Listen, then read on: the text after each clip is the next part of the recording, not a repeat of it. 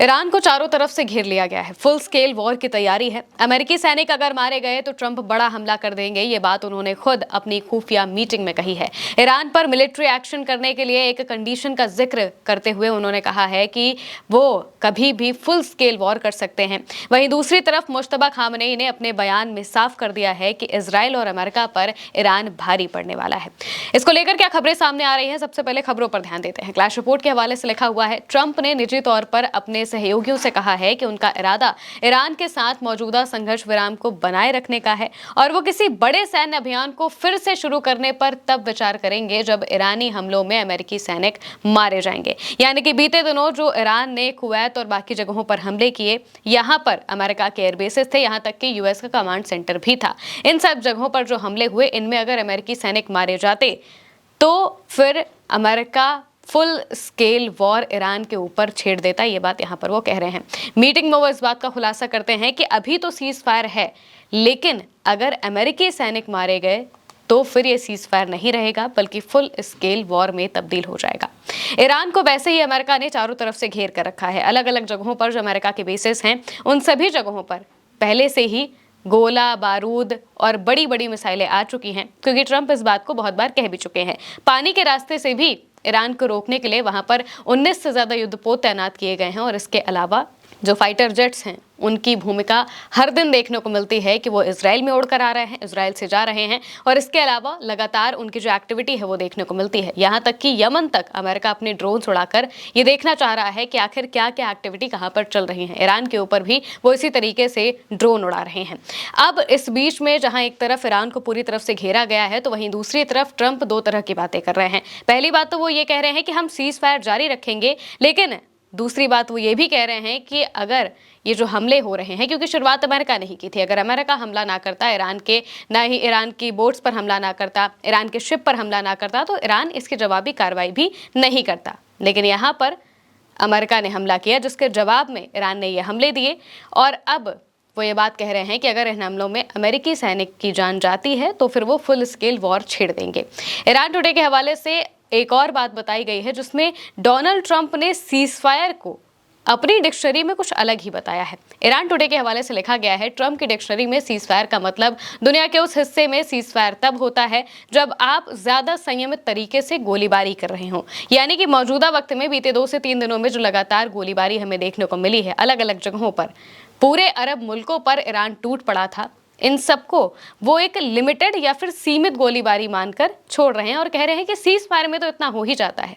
लेकिन cease fire का असली मतलब तो यही होता है कि बिल्कुल भी हमले ना हो। यहाँ पर ट्रंप ने ये परिभाषा ही बदल दी है। वहीं दूसरी तरफ ईरान भी अपने हिसाब से पूरी तरह से तैयारियां कर चुका है। यहाँ तक कि उनके विदेश मंत्री का कहना है कि हम तैयार हैं और अभी अमेरिका से कोई बातचीत नहीं हो रही है, ये बात भी उन्होंने साफ तौर से बताई।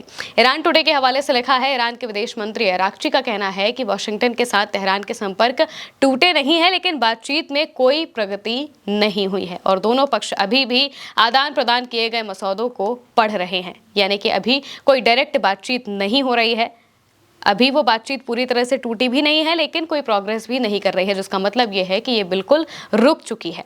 आरटी के हवाले से ट्रंप का एक और बयान कहा गया, जिसमें रिपोर्टर उनसे सवाल पूछती है कि क्या ईरान के साथ सीज फायर अभी भी जारी है। इसके जवाब में ट्रंप कहते हैं कि हर चीज की कोई ना कोई वजह होती है और हमने उन पर काफी जोरदार हमला किया है।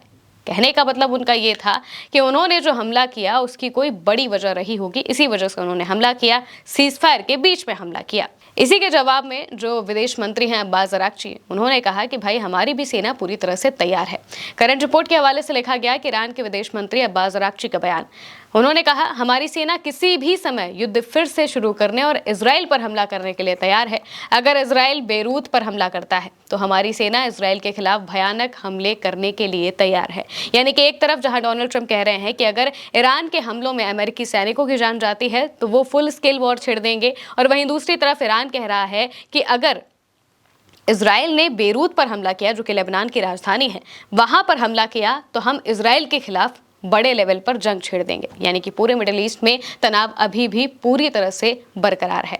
वहीं दूसरी तरफ वो देश जो डोनाल्ड ट्रंप का साथ दे रहे थे, अब उन्हें ये समझ में आने लगा होगा कि कैसे इस जंग में वो बेवजह ही पिसते जा रहे हैं और ट्रंप उनकी इस मदद का ठीक से एहसान भी नहीं चुका रहे हैं। फैक्ट्स के हवाले से ट्रंप का एक बयान बताया गया। कहा गया कि ट्रंप का कहना है कि कुवैत इंटरनेशनल एयरपोर्ट पर ईरान का हमला कोई बड़ी बात नहीं थी और उन्होंने इन मिसाइल हमलों को मामूली और संघर्ष विराम के दौरान सामान्य बताया है। वो हमला जिससे कुवैत इंटरनेशनल एयरपोर्ट का एक टर्मिनल पूरी तरह से ध्वस्त हो गया, उस हमले को वो सामान्य बता रहे हैं। उनका कहने का मतलब ये है कि भाई ईरान ने यह हमला किया है तो कोई बहुत बड़ा हमला नहीं किया है, इतना तो चल ही जाता है। नुकसान किसका हुआ? नुकसान कुवैत का हुआ, क्योंकि ये हमला अमेरिकी एयरबेस पर नहीं बल्कि कुवैत के इंटरनेशनल एयरपोर्ट पर हुआ था, जहां पर हो सकता है कि अमेरिका से जुड़े कुछ लोग मौजूद हो जिनकी वजह से यह हमला किया गया हो। हालांकि इसको लेकर कोई पुख्ता जानकारी नहीं है। कुवैत के इंटरनेशनल एयरपोर्ट पर हमला हुआ है, इसकी तो बाकायदा फुटेजेस भी सामने आ चुकी हैं और तस्वीरें भी आ चुकी हैं कि इंटरनेशनल एयरपोर्ट मलबे में तब्दील हो गया है। इतने बड़े हमले को ट्रंप बता रहे हैं कि यह कोई मामूली सा हमला है, कोई बड़ा हमला नहीं है।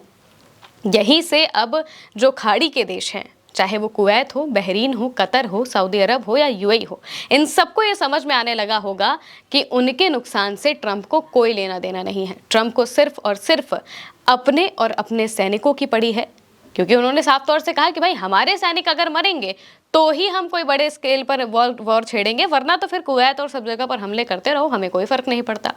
प्रेस टीवी के हवाले से एक और बात लिखी गई। बताया गया कि फारसी खाड़ी के उन देशों के लिए ईरान ने एक मैसेज दिया है। प्रेस टीवी ने लिखा कि फारसी खाड़ी के उन देशों के लिए जहां अमेरिकी सैन्य अड्डे मौजूद हैं, संदेश साफ है, जब तक आपकी धरती पर एक भी अमेरिकी सैनिक तैनात रहेगा और जब तक ईरान के खिलाफ वाशिंगटन की धमकियां जारी रहेंगी, तब तक आपके इलाके को सुरक्षित नहीं माना जा सकता। यानी कि कुवैत और बाकी जगहों पर जो ईरान ने हमला किया, इन हमलों के बारे में ईरान ने साफ तौर से ये बता दिया है कि भाई अगर अमेरिका के सैनिक वहां पर रहेंगे, अगर अमेरिका का बेस आपके देश में रहेगा, तो इसका मतलब ये है कि हम बड़े लेवल पर आप पर हमले करेंगे और आपकी ये जगहें कहीं से भी सुरक्षित नहीं मानी जाएंगी। वो सभी देश जो कि सेफ हेवन माने जाते थे, उन सबको मौजूदा वक्त में डर में तब्दील कर दिया है ईरान ने। इसके साथ ही अब खामनेई का यानी कि मुश्तबा खामनेई का एक बयान भी सामने आया है, जिसमें मुश्तबा खामनेई ने लोगों को संबोधित करते हुए कुछ जरूरी बातें कही। प्रेस टीवी के हवाले से मुश्तबा के बयान को लिखते हुए कहा गया कि प्रिय खामनेई और महान खुमैनी के विचारों में स्कूल की शिक्षाओं में से एक ये है कि पीड़ितों का समर्थन करना एक इस्लामी कर्तव्य है, और दूसरी बात यह है कि अमेरिका ईरानी राष्ट्र और उसकी अदम्य पहचान का विरोध करता है। अमेरिका के नेतृत्व वाले साम्राज्यवाद ने पिछले 80 सालों में इजराइल नाम के एक मिलिट्री बेस यानी कि मिलिट्री अड्डे को बनाया है, और वो ग्रेटर इजराइल की झूठी और अवैध भौगोलिक सीमा के पूर्वी छोर पर यानी कि फरात नदी के पूर्व में एक मजबूत और स्वतंत्र ईरान के अस्तित्व को स्वीकार नहीं करते हैं। ये बात उन्होंने बताई और इसके बाद में अपनी बातों को कहते हुए उन्होंने इस बात को कहा कि ईरान अभी भी मजबूती से खड़ा है और ये चीज़ पूरी दुनिया देख रही है। वहीं दूसरी तरफ फुल स्केल वॉर के बारे में ट्रंप कह रहे हैं, यानी कि अगर एक और हमला हुआ, 2 और हमले हुए, तो फिर ये जंग वापस से फुल स्केल वॉर की तरफ जाती चली जाएगी और ना कि कोई बातचीत की तरफ। फिलहाल के लिए मेरे एडिक महिमा के साथ इस खबर में इतना ही। आप देखते रहिए उल्टा चश्मा यूसी।